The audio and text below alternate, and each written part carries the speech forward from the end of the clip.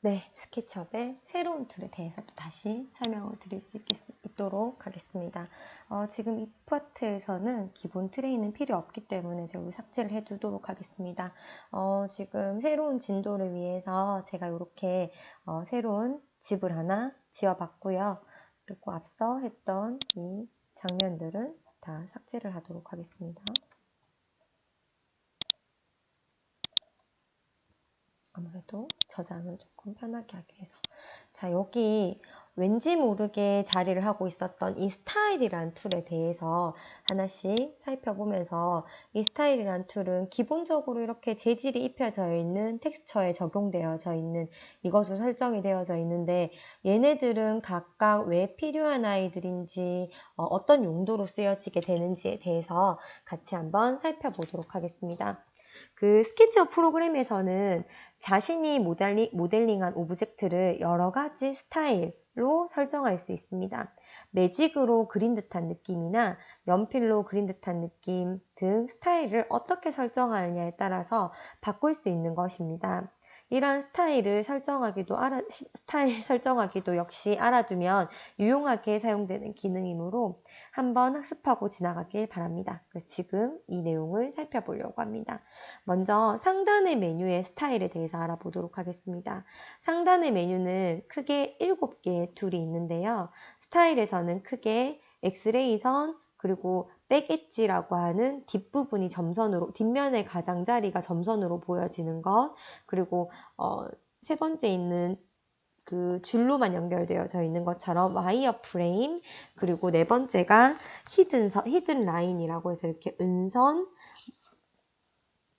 그리고 다섯 번째가 쉐이디드라고 해서 음영, 그리고 여섯 번째가 텍스처에 적용된다라는 면이라고 해서 쉐이디드 위드 텍스처라는 이름으로 불려지기도 하고요. 마지막 끝으로 모노크롬이라고 해서 색상만으로, 그러니까 흑백으로 이 모양을 나타내는 것을 의미하는 것입니다.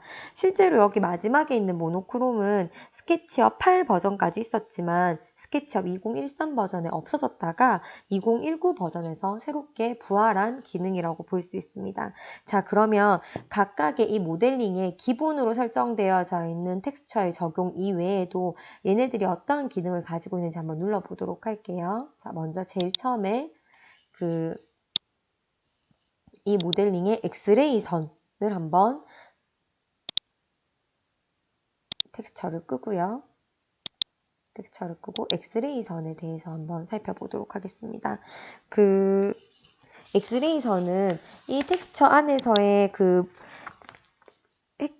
안에서의 이런 그림, 그리고 히든 라인에 엑스레이를 적용한 모습이라고 볼 수 있습니다. 히든 라인에다가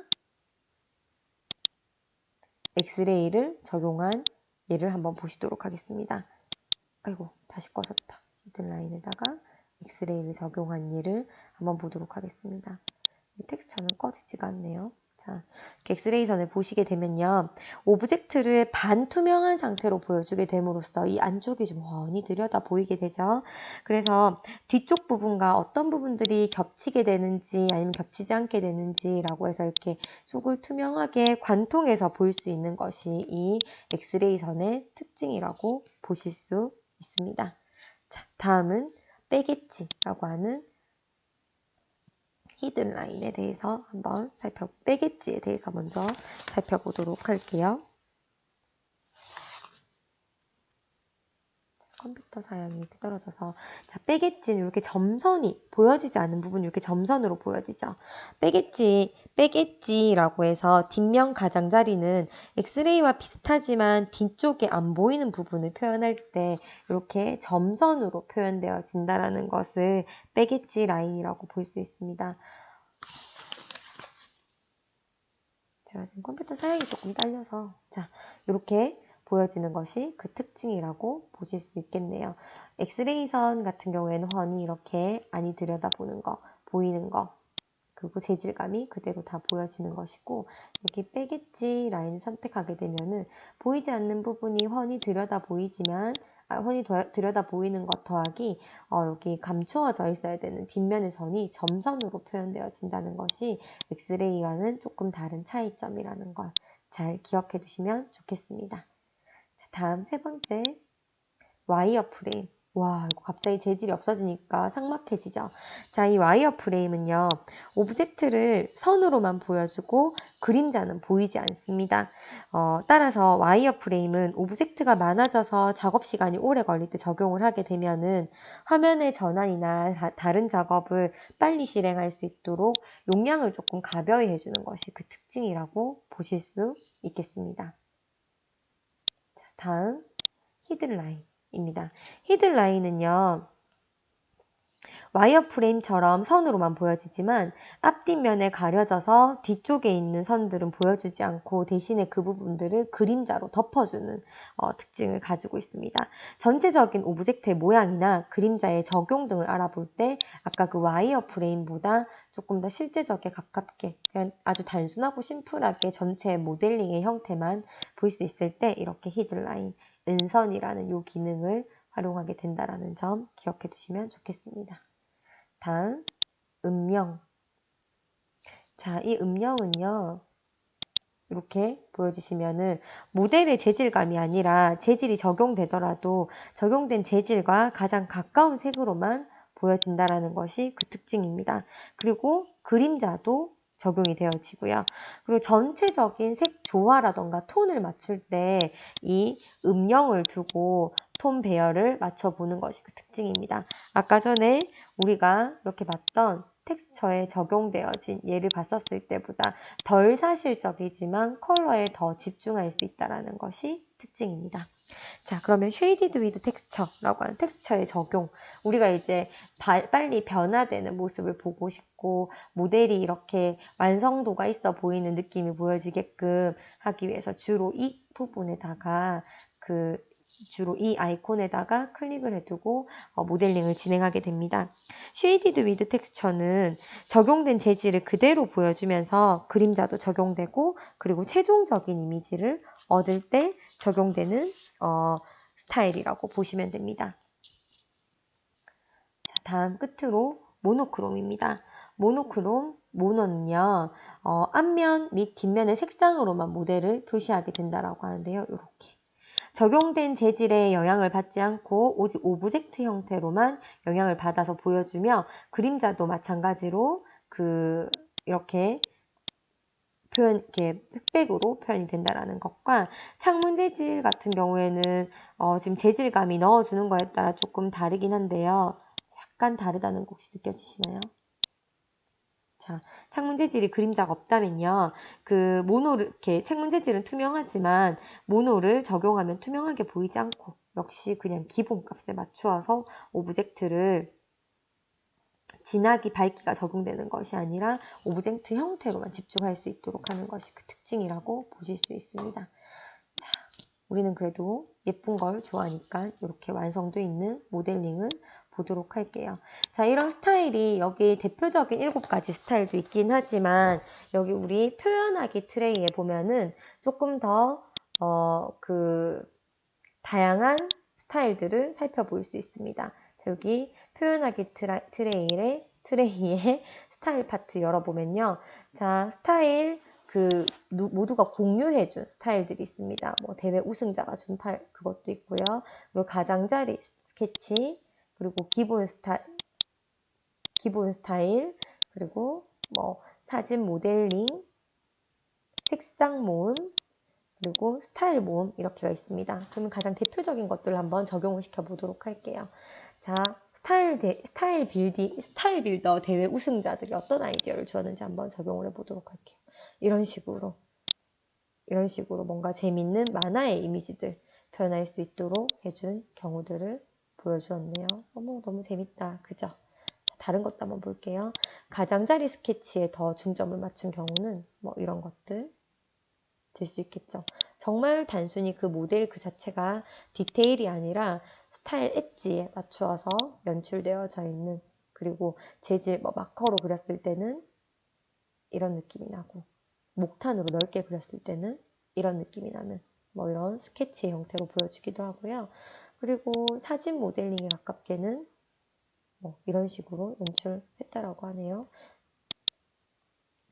다음 톤을 맞춘다면 이렇게 이렇게 이렇게. 다음 다른 스타일로 보여준다면 이렇게. 가는 마커를 가진 합판이라고 해서 합판 위에다가 마커로 스케치했었을 때 느낌을 스타일로 표현되어진 예라고 볼 수 있습니다. 그리고 캔버스에다가 브러쉬로 그린 형태. 트레이싱 용지에 연필로 그린 형태는 어떤 형태일까요? 와, 너무 재밌다. 그죠? 그래서 단순하게 내가 모델링한 것이 렌더링이 가지 않더라도 이렇게 스타일을 변형시켜 주는 것만으로도 다양하게 표현할 수 있는 방법들이 있네요. 기본 스타일 구성 툴은 여기 이렇게 있고요. 그리고 우리가 조금 더 다양한 형태의 스타일을 보고 싶다면은 트레이에 있는 이 스타일 툴을 활용해 주시면은 더 재밌는 모델들이 만들어지실 수 있다라는 거 알아두셨으면 좋겠습니다. 여러분들도 한번 실습해 보세요.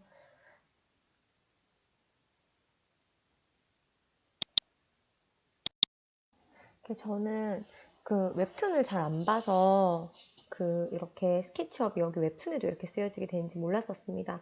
근데 이렇게 도시 재생되어져 있는 것, 도시를 건설해 놓은 것들, 뭐 이런 것들이 간단하게 렌더링이 걸려져 있는 것도 있고, 우리 일반적으로 아까 전에 봤던 그런 스타일 엣지 같은 것들을 넣어주기도 하고, 모델링에 쉐이드, 그림자를 잡아주기도 했던 뭐 이런 이미지들이 실제로 웹툰 작가들이나 이런 사람들이 다 하나하나 그릴 수 있는 부분들이 아니기 때문에 이런 것들을 만들어서 파는 전문 작가들도 있네요. 뭐 이렇게 웹툰 시내 배경 풀세트 10만 원 막 이렇게 팔리고 있는 이렇게 아이디어 이렇게 팔리고 있는 이런 컨텐츠들도 보이기 시작합니다. 그래서 스케치업이 우리 학교에서 처음 이 프로그램을 적용했었을 때가 2010년도예요. 지금부터 10년 전이죠. 그때 선생님이 처음으로 계명대학교에서 강의를 하면서 이 스케치업이라는 프로그램을 따로 이 스케치업 프로그램을 파는 곳에 가서 혼자 막 1대1 과외를 받으면서 이걸 배울 정도로 스케치업에 대한 프로그램의 인지도가 낮았었는데 지금은 이제 가볍게 쓸 수 있고 값싸게 쓸 수 있고 교육용으로는 공짜도 쓸 수 있고 이런 장점 때문인지 이 스케치업 프로그램에 활용되어지고 있는 이런 저변들이 많이 넓어지고 있다는 것이 굉장히 반갑기도 하고 신기하기도 한 일인 것 같습니다. 그래서 이렇게 간단하게 그려서 이 컨텐츠들이 활용되어지고 있는 다양한 예들 한번 같이 보시면 좋겠습니다. 이런 것 같은 경우에 모델링 이외에도 아까 우리가 봤던 그런 스타일 엣지 부분, 스타일 부분들을 다양하게 적용되어서 다양한 느낌을 만들어주는 예가 되기도 했었네요. 그리고 이런 그림자 표현 같은 경우도 일러스트라던가 웹툰 작가들이 주로 그리는 그런 것들보다 조금 더 디테일한 작업들, 2D로는 뭔가 표현되기 힘든 작업들이 있기 때문에 이렇게 많이 쓰여지고 있는 것 같고요. 실제로 제가 이거 구글에서 웹툰 스케치업이라는 키워드로 봤는데 이 스케치업 외주를 알바를 엄청 많이 하고 있네요. 그래서 너무 제가 몰랐던 시장이라서 반가운 마음에 여러분들과 같이 나누어 보게 되었습니다. 네, 아까 제가 이제 스타일에 관해서 여러 가지 보여드렸고요. 제가 앞서 영상에서 발견하지 못했던 툴을 드디어 발견을 했었습니다. 저희가 여기 섀도우로 보다 보니까 정확한 날짜를 입력하는 툴을 제가 못 찾았었는데요. 여기 표현하기 툴은 역시나 풍부하고 상세하게 제가 원하는 정보들을 더 디테일하게 입력할 수 있는 방향이 있었네요. 여기 그림자 툴, 여기 마찬가지로 창에서 기본 트레이에서 트레이들의 종류들을 꺼내면 될 것 같습니다. 이 중에서 그림자 한번 꺼내봤습니다. 자, 그림자 이렇게 꺼내서 활성화 시켰더니 아까 전에 제가 말씀드렸던 날짜와 그리고 시간을 입력할 수 있는, 구체적으로 입력할 수 있는 달력의 날짜가 나와 있는 것을 확인할 수 있었습니다. 자, 이렇게 해가 시간이 월이 지나가면서부터 그림자의 변화가 있어지는 것과 만약에 8월 1일로 시간을 설정해 두었을 때 동트기 전 아침 새벽 시간부터 점차 날이 밝아오르면서 정오가 지나고 다시 해가 뉘엿뉘엿 이동하는 것을 지금 그림자의 방향에 따라서 보실 수 있겠습니다. 자, 깜깜한 밤이 되었고요. 자, 적당한 시간에 그림자의 밝고 어두움의 수치까지도 적용할 수 있는 이 툴이 이 툴도 활성화되었습니다. 가장 밝은 부분은 얼마나 밝게 할 것인지, 가장 어두운 부분은 얼마나 어둡게 할 것인지에 대한 내용들도 쉽게 조정할 수 있었고요. 음영 처리를 위해서 태양이 보이게끔 하는 것, 그리고 전체 표시되어지는 것이 면에 표시되어지는지 바닥에 표시되어지는지 그리고 가장자리에 표시되어지는지 선택하여지는데요. 바닥에 표시 체크를 끄게 되면 바닥면에 표시는 없어지고 면의 표시 체크를 없어지게 되면 면의 표시가 없어지게 되는 그런 이런 디테일한 부분까지도 이렇게 표현하기 트레이에서 상세하게 설정할 수 있다는 것을 한 번 더 확인할 수 있게 되었습니다.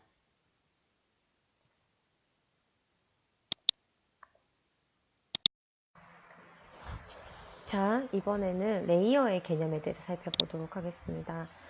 여러분들 거의 대부분의 친구들이 포토샵 일러스트 같은 경우는 익숙하게 사용하실 수 있으리라고 믿습니다. 1학년 때 이제 CAD 수업 시간에 자주 다루기도 하니까요. 자, 이렇게 스케치업도 큰 모델링을 하게 되면 여기 보이는 바와 같이 레이어가 필요합니다. 레이어는 포토샵의 레이어와 유사하지만 사실은 이게 포토샵의 레이어와 같다고 말하기는 조금 어렵고요. 오히려 CAD의 레이어의 용도와 조금 더 가깝다라고 합니다. 하지만 우리에게 가장 직관적인 개념인 어떠한 층층이 겹치다. 그리고 우리의 모델링 관리를 위해서 다양하게 파일을 나누어 관리한다라는 개념으로 봤었을 때는 이 레이어라는 개념을 포토샵의 개념과 유사하다 정도로만 기억을 해두시면 좋을 것 같습니다. 자, 그러면 여기 레이어를 만들어내고 그리고 레이어를 없애게 되고 이런 내용들 아주 기본적인 거 우리가 장면을 만들고 애니메이션을 만들 때 익숙하게 사용했기 때문에 이것은 익숙해질 거라는 생각이 듭니다. 자, 그리고 여기 보이는 이 연필 있죠? 자, 이 연필이 레이어의 활성화입니다. 포토샵 작업을 할 때 그 레이어를 선택하고 그 위에 작업을 하는 것과 같이 여기서도 이 연필의 이동에 따라서 레이어가 선택되어지고 그 레이어에서 작업을 하는 실행 혹은 활성화 키라고 기억을 해두시면 좋겠습니다. 저희는 이렇게 연필에 펜슬에 체크바를 한다면 버전에 따라 약간 다르지만 한 이 정도 위치에 레이어를 체크해 두던가 아니면 눈이 이 뒤에 있고 레이어 체크바가 앞쪽에 있다라던가 이렇게 버전에 따라서 약간의 차이는 있지만 기본적인 개념에 대해서는 큰 차이가 없습니다. 자, 한번 보도록 할게요. 자, 여기다가 제일 첫 번째 레이어 0에다가 우리는 사각기둥을 그려보겠습니다. 자, 그리고 얘는 이름을 이렇게 변경을 해볼게요. 첫 번째 레이어에서 변경이 안 되는구나. 자, 다음 두 번째 레이어 1에다가 원기둥을 한번 그려보겠습니다. 이렇게 그려보고 이 레이어의 이름을 원기둥이라고 작성을 해주겠습니다. 자, 작성을 했고요. 다시 키로 옮기지 않았네요. 자, 원기둥 레이어에다가 원기둥을 한번 다시 그려보겠습니다. 자, 원기둥 이렇게 만들었고요. 자, 다음 여기 삼각형 한번 그려보겠습니다.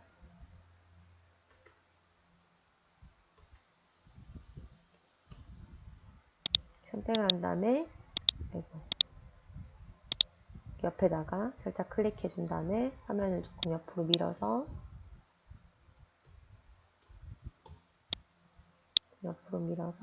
오랜만에 그리는 느낌이다, 그죠?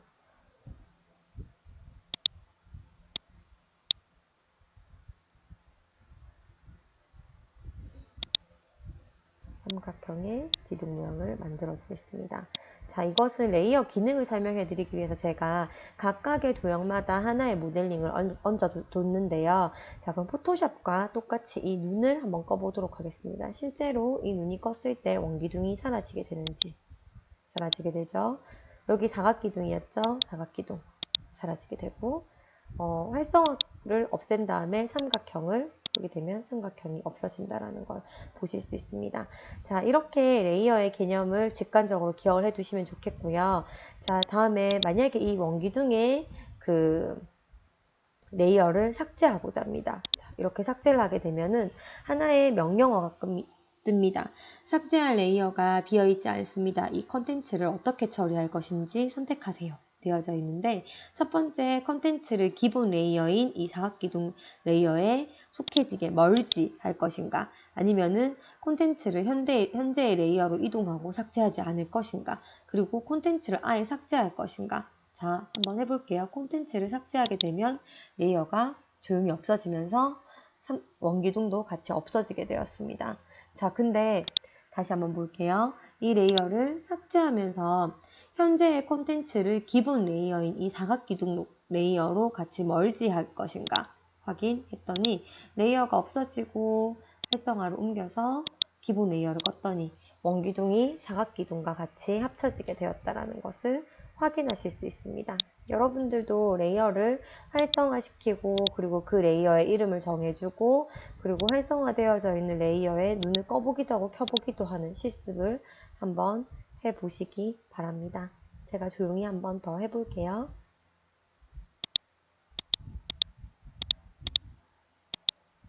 참, 레이어를 한꺼번에 많은 레이어를 삭제하게 되면은 한번 클릭하고 Shift를 누르고 다중 선택을 하게 되면은 같이 없어진다라는 거 확인하시면 되고요. 자, 기본 레이어에 보통 이렇게 바닥면을 두게 됩니다. 바닥면을 두게 되고요. 그리고 더해지는 레이어에다가 이렇게 바닥 레이어를 기본으로 봤을 때 바닥 레이어를 기본으로 봤었을 때 벽체를 구성한다라던가 뭐 다른 그 벽의 느낌을 여기다가 활성화시켜 놓고 레이어를 올려준다라던가 뭐 그리고 여기 맞추어서 카메라 돌려서 우리가 흔히 잘 하는, 그래서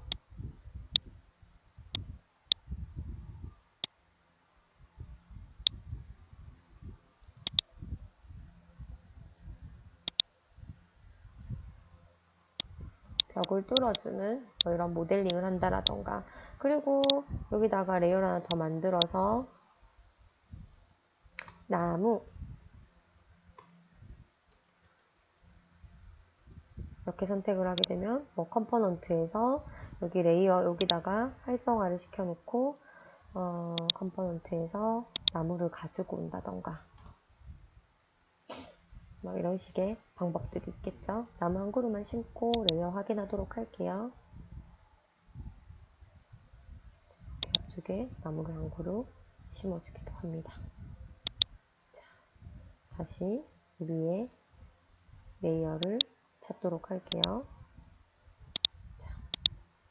자, 활성화 시켜놓고 나무의 눈을 한번 꺼봤더니 나무가 사라지기도 한다라는 거 이렇게 확인해 보실 수 있습니다. 모델링이 복잡해졌을 때 공간별로 레이어를 분류하기도 하고요. 집기별로 레이어를 분류하기도 하고, 그리고 뭐 이렇게 여러분들이 분류하고자 하는 그런 범위별로 분류를 하게 되면 이렇게 그 프론트에 나무가 있을 때 나무를 끄고 안쪽 모델링을 하게 되면 보다 용이할 수 있기 때문에 이렇게 레이어를 활용하기도 합니다. 여러분들 이미지 보시고 레이어에 대한 개념들을 참고하시고 이해하시면 되겠네요.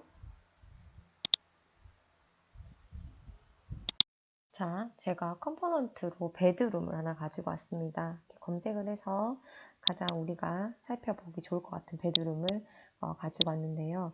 얘는 렌더링 하기 위해서 조명도 이렇게 심어 놨었나 봐요. 이렇게 봤더니 실제 사실적인 이미지들도 같이 보여지고 위에다 조명도 설치했다는 걸 확인할 수 있습니다. 안이 너무 궁금하죠? 자, 단면도로 쪼개서 한번 보도록 하겠습니다.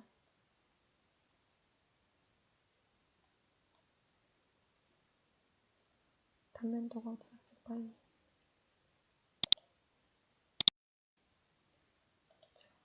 여기, 아이고. 단면도로 쪼개서 한번 보겠습니다.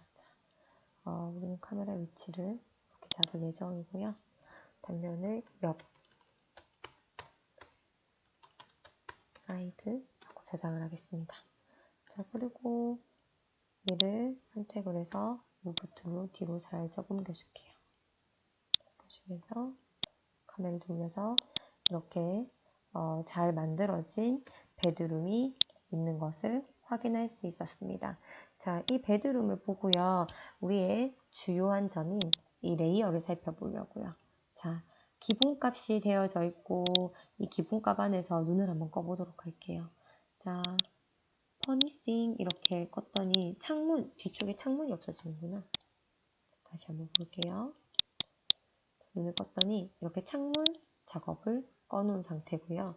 다시 돌아와서 제가 이걸 어떻게 읽어야 될지 모르겠어요. 영어는 아닌 것 같아요. 눈을 이렇게 꺼서 봤더니 이거 아까 전에 벽면에선 꺼졌는데 사이드 이면에서 꺼지지 않구나. 이렇게 당겨서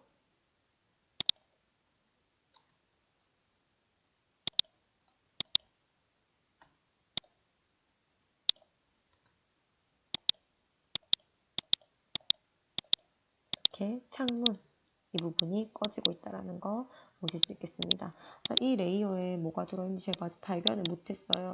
자, 어디가 들어있을까? 구석구석 보다 보면 꺼지는 부분이 생겨나겠죠? 이동을 한번 해보도록 하겠습니다.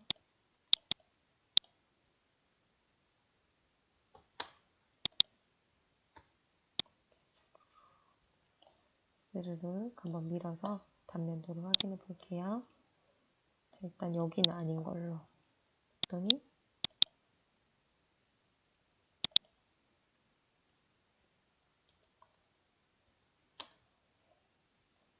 어딜까요? 어디가 없어졌을까요? 자, 근데 아쉬운 점은요. 사실 요즘 포토샵은요. 버전이 업그레이드 돼서 그 객체를 클릭하게 되면은 그 객체에서 그 보여지는 부분들이 막 선택이 되어지기도 하거든요. 근데 창틀과 커튼이었나 봐요. 창틀 같은 경우에는 여기 이렇게 레이어로 안쪽과 이쪽이 없어지는 거 확인하실 수 있으시고요. 또 얘는 제가 알파벳이 아니라서 읽을 수가 없어서 없앴더니 블라인드였었나 봐요. 안쪽 면이 이렇게 레이어 값이 삭제되어진다는 것을 확인할 수 있게 되었습니다. 자, 그러는 김에 우리 단면도도 한번 같이 살펴볼 수 있도록 할게요.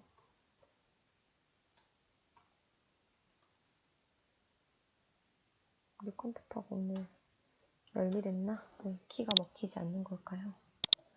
자, 이렇게 아이고 없어졌다. 이렇게 단면도로 안쪽의 모델링을 구석구석 살펴보실 수가 있어요. 책까지 아주 꼼꼼하게 모델링을 잘 해서 공유해 주셨네요. 뒤쪽에 뭐가 있을까? 이제 뒤쪽에 없나 봐요. 이 공간이 어떻게 되어졌는지 봤더니 뚜껑까지도 이렇게 다 덮어가지고 이 모델링을 가득 해주신 특징이 있었어요. 이렇게 반까지고 여기서 이렇게 무늬였었나 봐요. 자, 구조를 이해하기는 조금 어렵네요. 자, 이렇게 살펴본 모델을 낱낱이 쪼개서 봤습니다. 다른 모델링 한번 볼게요. 제가 이번에는 아주 규모 있는 주택 모델링을 다운로드 받아봤습니다. 자, 물론 제가 만든 건 아니고요. 여러분들의 또 이런 스케치업 유저들이 공유해준 아주 고마운 모델링들로 예제가 가득 풍부한 예제로 수업을 진행할 수 있게 되어서 이 스케치업 프로그램의 웨어하우스에 이렇게 정보를 공유해준 분들께 다시 한번 감사합니다. 자, 여기 하늘을 맞닿아 있는 멋진 전원주택을 모델링 해두신 분이 계시네요. 자, 이분은 제가 이 예제를 고른 이유는 여기 레이어에 보시면요. 공간별로 레이어를 참 잘 분류해 두셨어서 가지고 여러분들이 수업 때 혹은 여러분들이 그 VMD 자료를 만들 때 가장 정석이었으면 하는 마음에서 이렇게 이 이미지를 가지고 오게 되었습니다. 자, 먼저 한번 살펴볼게요. 여기서 딱 보이는 부분인데 예제들이 어떻게 나누어져 있냐 봤더니요. 손님방, 유리 재질, 그리고 주방, 여기 뒤쪽에 보시면은 뭐 문이라든가 창문, 화장실에 그리고 키친, 뭐 베스룸, 뭐 베드룸 뭐 이런 것들에 관한 내용들이 각각 레이어별로 공간 구성이 잘 되어져 있다라는 것이 가장 큰 특징입니다. 자, 먼저 봤더니요. 마당에 있는 나무들이 이렇게 여기 아까 전에 봤던 레이어들이 잘 정리되어져 있는 거 한번 볼게요. 3D로 되어져 있는 잎사귀들이래요. 자, 이렇게 레이어들이 잘 정리되어 있는 거 한번 보셨고요. 자, 그러면 우리가 좋아하는 단면으로 안쪽 구성을 한번 살펴보도록 하겠습니다. 자, 우리는 이렇게 나눠서 볼 거니까 자, 축에 잘 맞춰서 스냅을 잘 잡아주셔야 됩니다. 짜잔. 자, 잡았고요. 자, 이 단면의 이름을 사이드로 정하겠습니다. 자, 사이드로 정하고 사이드를 선택한 다음에 무브툴을 잡아서 자, 이렇게 스르륵 밀어서 안쪽을 자연스럽게 볼 수 있도록 할게요. 그만 이 벽이 지나자마자요. 제가 이걸 미리 한번 테스트해서 봤는데 더 잘 볼 수 있는 방법은 물론 사람이 들어가서 보는 거겠죠. 자, 들어가서 우리의 이 친구가 한번 살펴보도록 하겠습니다. 자, 이렇게 우리에게 공간을 보여주시고요. 자, 여기서 키친 한번 찾아볼게요. 키친에 들어갈 수 있을 만한 정보들이 뭐가 있을까? 냉장고와 후드, 그리고 뭐 인덕션 레인지 같은 부분들이 모델링 되어져 있고 얘네에 들어가 있는 객체들, 기본값이 아닌 객체들을 이렇게 삭제할 수 있었다라는 거 보실 수 있고요. 자, 스르르 걸어서 목욕탕 한번 가볼까요? 옆에 아까 구조를 보니까 목욕탕인 것 같은데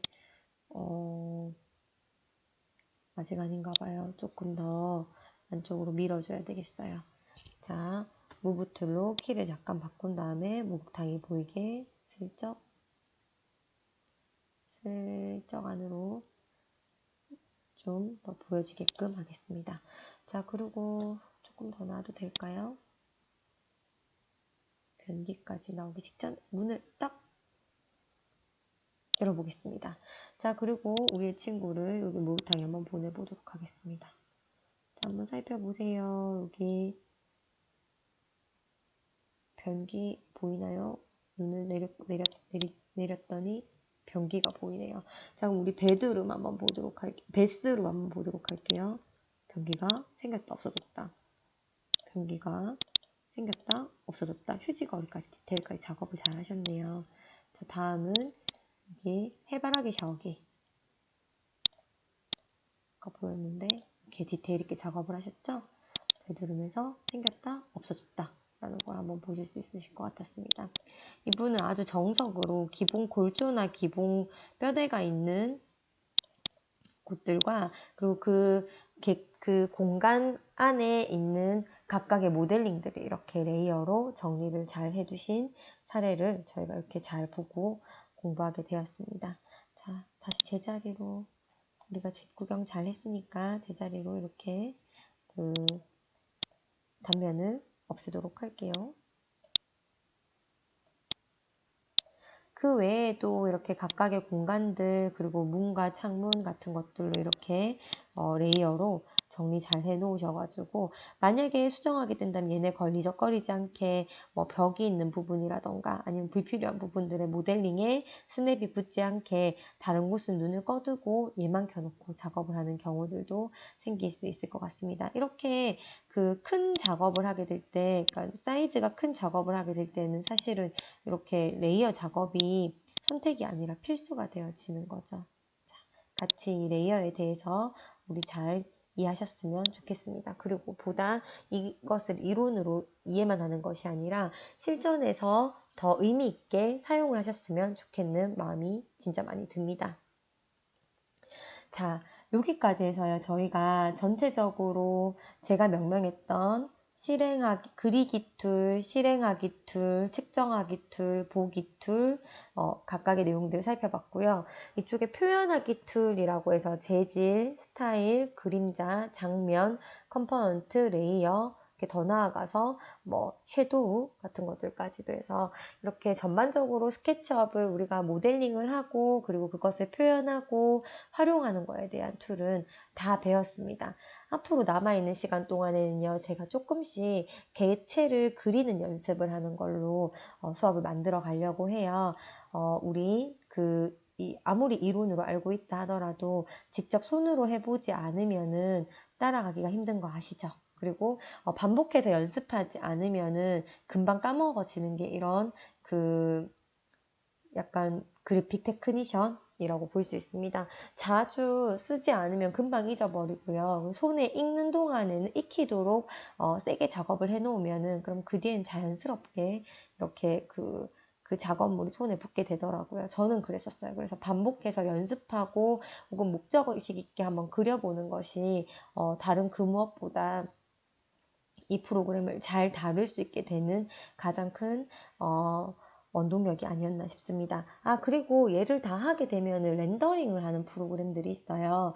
렌더링 하는 프로그램들은 제가 따르게 챕터를 하나 더 떼가지고 여러분들한테 설명을 해드릴 수 있도록 할게요. 이렇게 보통은 이렇게 도구 혹은 창에 플러그인이라고 해서 확장의 창이 하나 더 열리게 되는데 지금 그건 거의 대부분 유료 서비스라서 저희가 이 수업 시간 내에서는 보여드리기가 조금은 어려울 것 같습니다. 대신에 그 학교에 그 라이센스가 있는 걸로 알고 있어요. 그래서 약간 로우 버전이긴 하지만 학교 라이센스로 여러분들 활용하시고 싶으시면 활용하시면 되고요.